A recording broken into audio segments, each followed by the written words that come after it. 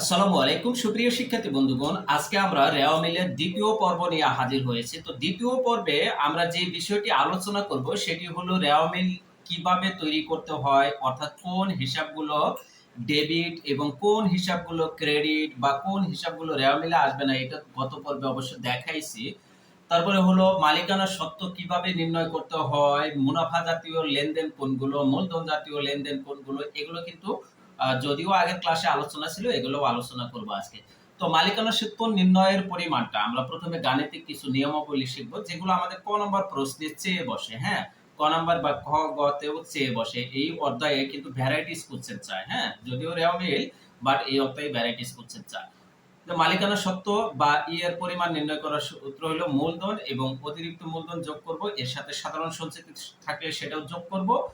এখান থেকে মাইনাস করব উত্তোলন। উত্তোলন বিভিন্ন ধরনের উত্তোলন হতে পারে, পণ্য উত্তোলন হতে পারে, নগদ টাকা উত্তোলন হতে পারে, আয়কর হতে পারে, জীবন বীমা প্রিমিয়াম হতে পারে, এগুলোও হতে পারে। ঠিক আছে? তাইলে মূলধন, অতিরিক্ত মূলধন এবং সাধারণ সঞ্চিতি এই তিনটা যোগ করব, আর উত্তোলন, আয়কর, জীবন বীমা প্রিমিয়াম এগুলো বিয়োগ করব। ঠিক আছে? ক্রয়, নেট ক্রয় বা প্রকৃত ক্রয় বলতে আমরা বুঝি মোট ক্রয় থেকে ক্রয় ফেরতবাদ এবং ক্রয় হ্রাস করে এমন লেনদেন, যেমন বিনামূল্যে পণ্য বিতরণ। ঠিক আছে? এখান থেকেও কিন্তু যদি বিনামূল্যে পণ্য বিতরণ করা হয় তাহলে সেই ক্ষেত্রেও পণ্যটা ক্রয় থেকে মাইনাস হবে। ঠিক আছে? নেট বিক্রয়ের ক্ষেত্রেও তাই, বিক্রয়, বিক্রয় ফেরত এবং বিক্রয় হ্রাস করে এমন লেনদেন। বিক্রয় থেকে বিক্রয় ফেরত, বিক্রয় হ্রাস করে এমন লেনদেন বাদ দিতে হবে। প্রত্যক্ষ খরচ সমূহ, এটা মোস্ট ইম্পর্টেন্ট একটা টপিক। প্রত্যক্ষ খরচ, প্রত্যক্ষ খরচ, প্রত্যক্ষ খরচ কাকে বলে? প্রত্যক্ষ খরচ সেই খরচগুলো যে খরচগুলো পণ্য উৎপাদনের সাথে সরাসরি জড়িত। হ্যাঁ, পণ্য উৎপাদনের সাথে সরাসরি জড়িত এমন খরচগুলোকে প্রত্যক্ষ খরচ বলে। এই প্রত্যক্ষ খরচ কোথায় যায়? বিক্রিত পণ্যের ব্যয় নির্ণয় করার জায়গায় যায়। তো এখানে কি কি আইটেম থাকে দেখো। প্রত্যক্ষ খরচ নির্ণয়ের জন্য প্রারম্ভিক মজুত পণ্য, নেট ক্রয়, ক্রয় পরিবহন, আমদানি শুল্ক, মজুরি, মজুরি ও বেতন। যদি বেতন ও মজুরি থাকে তাহলে হবে না, মজুরি ও বেতন থাকলে হবে। বেতন ও মজুরি মানে বেতনটাই ধরতে হবে, আর মজুরি ও বেতন মানে মজুরিকে কাউন্ট করতে হবে। বুঝতে পেরেছো? তাহলে মজুরি আগে থাকলে তাহলে মজুরির মধ্যে যাবে, এটা প্রত্যক্ষ খরচ। আবার বেতন কিন্তু পরোক্ষ খরচ। হ্যাঁ, কয়লা ও গ্যাস, জলযান ভাড়া, জলযান ভাড়া মানে নৌকা ভাড়া যেটা দেওয়া হয়। ঠিক আছে? জাহাজ ভাড়া, ডক চার্জ, এগুলো। জ্বালানি খরচ, কারখানা সংক্রান্ত খরচ, ডক চার্জ, নগর শুল্ক। নগর শুল্ককে রাস সালামিও বলা যেতে পারে। নগর শুল্ক মানে আমরা যদি আমরা সিটি কর্পোরেশনে থাকি তাহলে সিটি কর্পোরেশন ট্যাক্স দিতে হয়। ড্রয়িং অফিস বেতন, গুদাম ভাড়া, কুলি খরচ, এগুলোকে প্রত্যক্ষ খরচ বলে। এগুলো পণ্য উৎপাদনের সাথে সরাসরি জড়িত। বুঝতে পেরেছো? এরপর পরোক্ষ খরচ, এইটাও মোস্ট ইম্পর্টেন্ট একটা টপিক। পরোক্ষ খরচগুলো কোনগুলো? এই যে এই খরচ বাদ দিয়ে যে খরচগুলা সাধারণত খরচ মনে হয় সেগুলোকে পরোক্ষ খরচ বলে। যেমন বেতন, বেতন ও মজুরি। দেখছো এখানে বেতন ও মজুরি হলো বেতনের মতোই, এটা পরোক্ষ খরচ। আর মজুরি ও বেতন হলো মজুরির মতো, এটা প্রত্যক্ষ খরচ। রপ্তানি শুল্ক, দেখো আমদানি শুল্ক কিন্তু এখানে কই আমদানি শুল্ক আসছে না? আমদানি শুল্ক থাকার কথা। এই যে আমদানি শুল্ক প্রত্যক্ষ খরচ, বাট রপ্তানি শুল্ক পরোক্ষ খরচ। ঠিক আছে? এরপরে দেখো ভাড়া বা অফিস ভাড়া, এটা কিন্তু আহ, পরোক্ষ খরচ, কিন্তু কারখানা ভাড়া কিন্তু আবার প্রত্যক্ষ খরচ। হ্যাঁ, কারবারি খরচ, দপ্তর খরচ, নিরীক্ষা খরচ, অডিট ফি, কমিশন, সেটা প্রদত্ত কমিশন, সুদ, শুধু সুদ থাকলে প্রদত্ত সুদই মনে হবে, কমিশন থাকলে শুধু কমিশন থাকলে প্রদত্ত কমিশনই সেটা। হ্যাঁ, তাহলে সুদ, প্রদত্ত কমিশন, বাট্টা, শুধু বাট্টা থাকলে প্রদত্ত বাট্টাই হবে। শিক্ষানবিশ ভাতা, খাজনা ও কর, সাধারণ খরচ, বীমা প্রিমিয়াম বা বীমা সেলামি, উপযোগ খরচ, আপ্যায়ন খরচ, কুরিন বা অনাদায়ী, অবাচ্যয়, অবলোপন, দস্তুরি। দস্তুরি মানে কমিশন। ঠিক আছে? এই কমিশনটার বাংলা শব্দ হলো দস্তুরি। ব্যাংক চার্জ, এগুলোকে পরোক্ষ খরচ বলে। হ্যাঁ, তাহলে প্রত্যক্ষ খরচ এবং পরোক্ষ খরচ মোস্ট ইম্পর্টেন্ট। এগুলো কিন্তু তোমাদের সৃজনশীল প্রশ্নে এগুলো চেয়ে বসতে পারে। যে খ নম্বর প্রশ্নটা বললো যে রেওয়া মিল প্রস্তুত করো, গ নম্বর প্রশ্ন বললো প্রত্যক্ষ খরচ ও পরোক্ষ খরচের পরিমাণ নির্ণয় করো। সেক্ষেত্রে কিন্তু তোমাদেরকে নির্ণয় করতে হবে। বুঝতে পেরেছো? এরপরে দেখো পরোক্ষ আয় সমূহ। পরোক্ষ আয় কি কি আছে? শিক্ষানবিশ, সালামি, উপভাড়া, প্রাপ্ত ভাড়া, প্রাপ্ত সুদ, প্রাপ্ত বাট্টা, প্রাপ্ত কমিশন, আদায়কৃত অনাদায়ী পাওনা, এগুলোকে পরোক্ষ আয় বলা হয়। তাহলে মোট ব্যয় বা খরচের পরিমাণ কিভাবে করব? প্রত্যক্ষ খরচ এবং পরোক্ষ খরচ বা সকল প্রকার খরচকে আমরা যোগ করব। আর সকল প্রকার খরচই হলো মুনাফা জাতীয় ব্যয়। হ্যাঁ, এই যে প্রত্যক্ষ এবং পরোক্ষ যে খরচগুলো রয়েছে এগুলোই হলো মুনাফা জাতীয় ব্যয়। মনে থাকবে? এটাও কিন্তু মোস্ট ইম্পর্টেন্ট একটা জিনিস যে মুনাফা জাতীয় ব্যয় নির্ণয় করো। তাইলে মুনাফা জাতীয় ব্যয় কোনগুলো, এগুলো আমরা কিন্তু চতুর্থ অধ্যায়ে আমরা আলোচনা করেছি মূলধন ও মুনাফা জাতীয় হিসাবে, চতুর্থ না পঞ্চম অধ্যায়, যাই হোক মূলধন ও মুনাফা জাতীয় যে অধ্যায়টি রয়েছে সেই অধ্যায়ে আমরা কিন্তু মূলধন ও মুনাফা জাতীয় হিসাব কোনগুলো সেগুলো আলোচনা করেছি। সাধারণ দৃষ্টিতে যেগুলোকে ব্যয় বা আয় মনে হয় সেগুলো মুনাফা জাতীয় ব্যয়, আর এ ব্যতীত যা আছে সেগুলো মূলধন জাতীয়।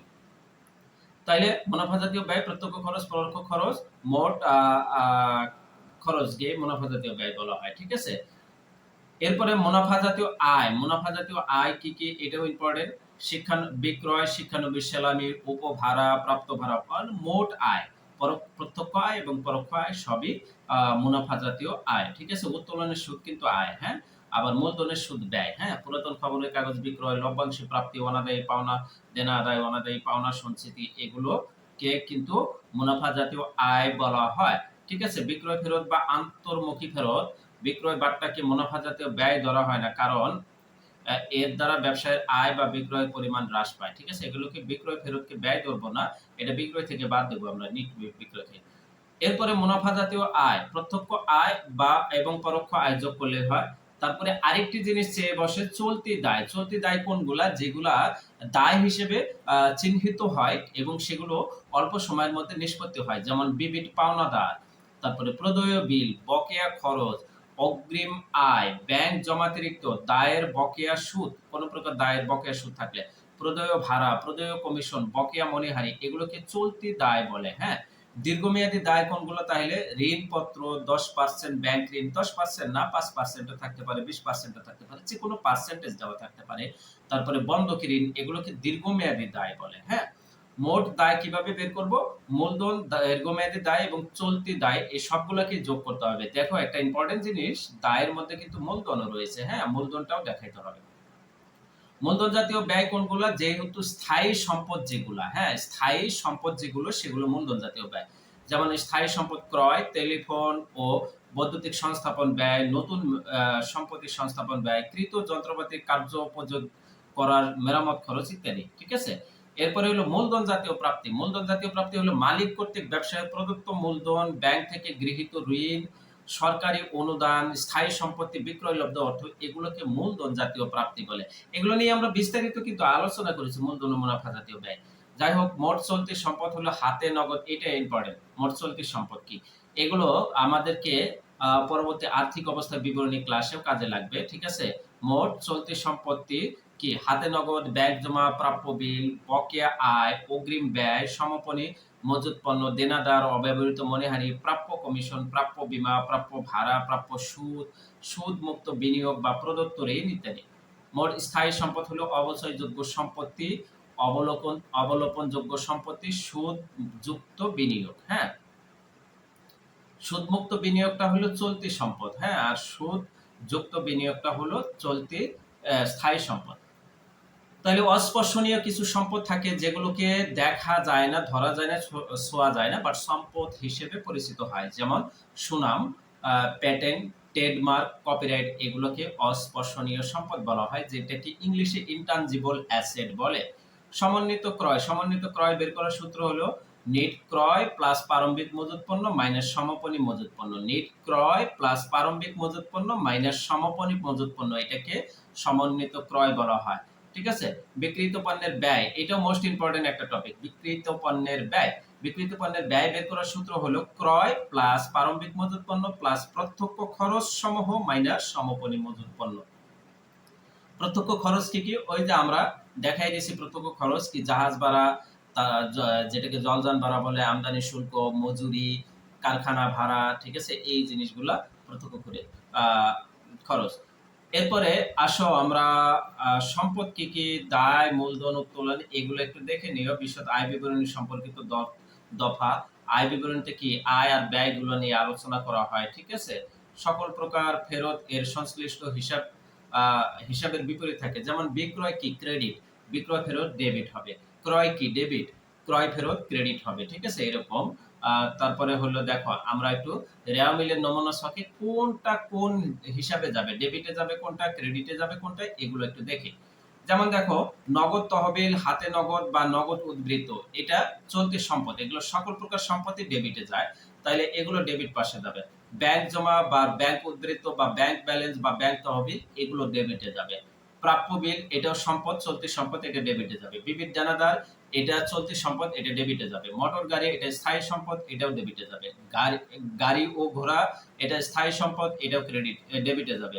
প্রাঙ্গণ উন্নয়ন, এটাও স্থায়ী সম্পদ, এটা ডেবিটে যাবে। আসবাবপত্র বা ফার্নিচার, এটা স্থায়ী সম্পদ, এটা ডেবিটে যাবে। কলকব্জা ও যন্ত্রপাতি, এটাও স্থায়ী সম্পদ, এটা ডেবিটে যাবে। ইজারা সম্পত্তি, এটাও স্থায়ী সম্পদ, এটা ডেবিটে যাবে। দালান কোঠা স্থায়ী সম্পদ, এটাও ডেবিটে যাবে। ভূমি ও জমি স্থায়ী সম্পদ, এটা ডেবিটে যাবে। সুনাম, এটা অস্পর্শনীয় সম্পদ, এটাও ডেবিটে যাবে। সম্পদ হলে ডেবিট, হ্যাঁ। ডেলিভারি ভ্যান, এটা স্থায়ী সম্পদ, এটা ডেবিটে যাবে। পেটেন্ট বা ট্রেডমার্ক, এটা অস্পর্শনীয় সম্পদ, এটাও ডেবিটে যাবে। গ্রন্থস্বত্ব, এটাও অস্পর্শনীয় সম্পদ, এটা ডেবিটে যাবে। খুচরা যন্ত্রাংশ, এটা স্থায়ী সম্পদ, এটাও ডেবিটে যাবে। কপিরাইট অস্পর্শনীয় সম্পদ, এটা ডেবিটে যাবে। বিনিয়োগ, এটা দীর্ঘমেয়াদী বিনিয়োগ, এটাও সম্পদের মধ্যে পড়ে, এটা ডেবিটে যাবে। সঞ্চয়পত্র, এটাও ডেবিটে যাবে। অফিস সরঞ্জাম, এটাও ডেবিটে যাবে। প্রদত্ত ঋণ আর বিনিয়োগ একই কথা, এটাও ডেবিটে যাবে। আর যদি প্রাপ্ত ঋণ হয় বা গৃহীত ঋণ হয় তাহলে ক্রেডিট হবে। এরপরে সকল প্রকার অগ্রিম প্রদত্ত সমূহ, অগ্রিম প্রদত্ত যে খরচগুলা, সেই খরচগুলো, অগ্রিম প্রদত্ত খরচগুলা, যেমন অগ্রিম প্রদত্ত বিজ্ঞাপন বা বিলম্বিত বিজ্ঞাপন, এটাও চলতি সম্পদ, এগুলোকে বলে সম্পদ হলে ডেবিট। অগ্রিম প্রদত্ত ভাড়া বা বাড়ি ভাড়া, এটাও ডেবিট। অগ্রিম প্রদত্ত মজুরি, এটাও ডেবিট। এরপরে হলো অগ্রিম প্রদত্ত বেতন, এটাও ডেবিট। এরপরে সকল প্রকার বকেয়া প্রাপ্য সমূহ, বকেয়া প্রাপ্য মানে বকেয়া আয় সমূহ, এটাও চলতি সম্পদ, যেমন প্রাপ্য বাড়ি ভাড়া, আহ, এটা ডেবিট। আর তারপরে হলো প্রাপ্য কমিশন, এটা ডেবিট। বিনিয়োগের প্রাপ্য সুদ, এটাও ডেবিট। স্থায়ী আমানতের প্রাপ্য সুদ, এটাও ডেবিট। এরপরে দায়, সকল প্রকার দায় ক্রেডিট হয়, কি হয়, ক্রেডিট হয়। তাহলে ব্যাংক জমাতিরিক্ত উত্তোলন, এটা ক্রেডিট। বিবিধ পাওনাদার, এটা ক্রেডিট। প্রদেয় বিল ক্রেডিট। বন্ধকি ঋণ ক্রেডিট। ঋণ বা ঋণপত্র বা ডিবেঞ্চার বা কর্জ, ঠিক আছে, এগুলো ক্রেডিট। তারপরে পাওনাদার ক্রেডিট। বকেয়া খরচাবলী কি কি, বকেয়া মজুরি ক্রেডিট। বকেয়া খুচরাবলী, এগুলোকে চলতি দায় বলে, চলতি দায় হলে ক্রেডিট হয়। বকেয়া খরচাবলী ক্রেডিট। বকেয়া বেতন ক্রেডিট। বকেয়া ভাড়া ক্রেডিট। বকেয়া ঋণের সুদ ক্রেডিট, হ্যাঁ। অগ্রিম প্রাপ্তি, অগ্রিম আয় যেগুলো, সেটাও দায় হিসেবে বিবেচিত হয়। অগ্রিম প্রাপ্ত আয় কারবারের দায় হিসেবে বিবেচিত হয়। তাহলে অগ্রিম প্রাপ্ত ভাড়া, এটা ডেবিট। অগ্রিম প্রাপ্ত সুদ, এটাও সরি ক্রেডিট, এগুলো ক্রেডিট হবে, দায় ক্রেডিট। অগ্রিম প্রাপ্ত শিক্ষানবিশ সালামি, এটাগুলো ক্রেডিট। সঞ্চিতি ও তহবিল, এগুলো সবগুলো ক্রেডিট হয়, যেমন সঞ্চিতি তহবিল ক্রেডিট। সাধারণ সঞ্চিতি তহবিল ক্রেডিট। লভ্যাংশ সমতাকরণ তহবিল ক্রেডিট। মূলধন ক্রেডিট, হ্যাঁ। রেয়ামিলের ডেবিট দফা, যা মূলধন হতে সমন্বিত হবে, মূলধন থেকে সমন্বিত হয়, যেমন উত্তোলন, আয়কর, জীবন বীমা, প্রিমিয়াম, এগুলোকে ডেবিট করতে হবে, ঠিক আছে, এগুলো ডেবিট করতে হবে কিন্তু মূলধনের সাথে সমন্বিত হবে। এরপরে আয় সমূহ, সকল প্রকার আয় ক্রেডিট দিকে যায়, ঠিক আছে। তাহলে ডেবিটে কি যাবে, সকল প্রকার সম্পদ আর ব্যয়। আর আয় দায় এবং মালিকানা সত্ত্ব, এগুলো ক্রেডিটে যাবে। তাইলে আয় কি কি আছে, বিক্রয়, বিনিয়োগের সুদ, অনাদায়ী পাওনা আদায়, ঠিক আছে। অনাদায়ী পাওনা কিন্তু ব্যয়, অনাদায়ী পাওনা আদায় হলো আয়। অনাদায়ী পাওনা সঞ্চিতি, এটাও আয়ের মধ্যে যায়। প্রাপ্ত বাট্টা প্রাপ্তি, কমিশন প্রাপ্তি, সুদ প্রাপ্তি, শিক্ষানবিশ সেলামি, শিক্ষানবিশ ভাতা হলো ব্যয়। শিক্ষানবিশ সেলামি আয়, এটা ক্রেডিটে যাবে। উত্তোলনের সুদ ক্রেডিটে। ব্যাংক জমার সুদ ক্রেডিটে। উপভাড়া মানে সাবলেট, তুমি যদি একটা ফ্ল্যাট ভাড়া নাও, সেখান থেকে একটা রুম কাউকে ভাড়া দিয়ে দিয়েছো, সেটাকে সাবলেট বলা হয়। সেখান থেকে তোমার মাসে মাসে আয় আসবে, এটাকে আয় হিসেবে গণ্য করা হয়, ঠিক আছে। দেনাদারের বাট্টা সঞ্চিতি ডেবিট, ক্রেডিট। লভ্যাংশ প্রাপ্তি ক্রেডিট। লভ্যাংশ প্রাপ্তি ক্রেডিট। স্থায়ী আমানতের সুদ ক্রেডিট। এরপরে হলো খরচ বা ব্যয় সম্পর্কিত লেনদেনগুলো ডেবিট হবে, যেমন প্রারম্ভিক মজুত পণ্য ক্রয়, সমন্বিত ক্রয়, ক্রয় পরিবহন বা আন্তঃপরিবহন, পরিবহন, শুধু পরিবহন থাকলেও হয়। শুল্ক বা আমদানি শুল্ক, জাহাজ ভাড়া, ডক চার্জ, কারখানা ভাড়া, ঠিক আছে, মজুরি, জ্বালানি ও বিদ্যুৎ, তারপরে কয়লা ও গ্যাস, বেতন, ভাড়া ও বাড়ি ভাড়া, ঠিক আছে, কর ও অভিকর, বীমা, সেলামি, ডাক ও তার, শিক্ষানবিশ ভাতা। দেখো আমি বলেছিলাম না, শিক্ষানবিশ সেলামি আয়, শিক্ষানবিশ ভাতা ব্যয়, তাহলে ব্যয় হলে ডেবিট হয়, ঠিক আছে। মনিহারি, বিজ্ঞাপন, নিরীক্ষা ফি, পাওনাদারে বাট্টা সঞ্চিতি বিবিধ আহ, খরচ এগুলো। তাহলে দেখো সকল প্রকার সঞ্চিতি ক্রেডিট হয়, বাট পাওনাদারে বাট্টা সঞ্চিতি কিন্তু ডেবিট হবে। হ্যাঁ, এরপরে দেখো আইন খরচ, আপ্যায়ন খরচ, রপ্তানি শুল্ক, বিক্রয়, পরিবহন, অনাদায়ী পাওনা, প্রদত্ত বাট্টা, কমিশন বা প্রদত্ত কমিশন, সুদ বা প্রদত্ত সুদ, ভাড়া বা প্রদত্ত ভাড়া, ঋণের সুদ, মূলধনের সুদ, তারপরে মেরামত, অবচয়, ব্যাংক চার্জ, ব্যাংক জমাতিরিক্ত সুদ, বিলম্বে পণ্য সরবরাহের ক্ষতিপূরণ, বিবিধ ক্ষতি, এগুলো সব ডেবিট হবে। ঠিক আছে? আর বিবিধ কিছু আইটেম রয়েছে, যেমন ক্রয় ডেবিট, তার ফেরত ক্রেডিট হবে, ক্রয় ফেরত ক্রেডিট, ক্রয় বাট্টা ক্রেডিট, বিক্রয় ক্রেডিট, তার ফেরত হবে ডেবিট, বিক্রয় বাট্টাও ডেবিট হবে। হ্যাঁ, তো এই জিনিসগুলো আছে। তা আমরা কিন্তু মোটামুটি কোনটি ডেবিট হবে কোনটা ক্রেডিট হবে আমি আরেকটু দেখছি। খতিয়ান উদ্বৃত্ত অবলম্বনে রেওয়ামিল প্রস্তুত প্রণালী। দেখো, যাবতীয় সম্পত্তি, তো সম্পত্তি কিন্তু আমি বিস্তারিত আলোচনা করলাম। ঠিক আছে, ডেবিট দিকে যায় যাবতীয় সম্পত্তি, যাবতীয় খরচ, এই দুইটা যাবে। আর ক্রেডিট দিকে যায় যাবতীয় দায়, যাবতীয় আয় এবং বকেয়া খরচ সমূহ, যে কোনো ধরনের সঞ্চিতি। ঠিক আছে, অন্যান্য দফা যেমন ক্রয় ফেরত বা বহি ফেরত, অগ্রিমপ্রাপ্ত আয় ইত্যাদি, এগুলো যায়। ঠিক আছে, তো এই সবটা কিন্তু তোমাদের পাঠ্য বইতে দেওয়া আছে, তোমরা এটা দেখে নিতে পারো। তবে এই ক্লাসটা কিন্তু ইম্পর্টেন্ট ছিল। আর আমার এই লেকচার শিটটাও খুব সুন্দরভাবে সাজানো। যদি কারোর লেকচার শিটটা প্রয়োজন হয় আমার কাছ থেকে চেয়ে নিতে পারো। তোমরা অবশ্যই হোয়াটসঅ্যাপে নক করবে, আমি দিয়ে দিব সবাইকে। সবাই ভালো থাকো, সুস্থ থাকো। আশা রাখি রেওয়ামিল সম্পর্কে বেসিক সকল ধারণা তোমাদের কমপ্লিট হয়ে গেছে। এইবার প্রশ্নে যখন তোমরা প্র্যাকটিস করতে যাবে দেখবা অনেক অনেক অনেক ইজি মনে হবে। তো আমি তোমাদের সাথে কিন্তু তোমাদের পাঠ্য বইয়ে যে উদাহরণগুলো দেওয়া রয়েছে এবং অনুশীলনের যে সৃজনশীল প্রশ্নগুলো দেওয়া রয়েছে সেগুলো ধারাবাহিকভাবে আলোচনা করব। সবাই ভালো থাকো, সুস্থ থাকো। দেখা হচ্ছে পরবর্তী ক্লাসে। আল্লাহ হাফেজ।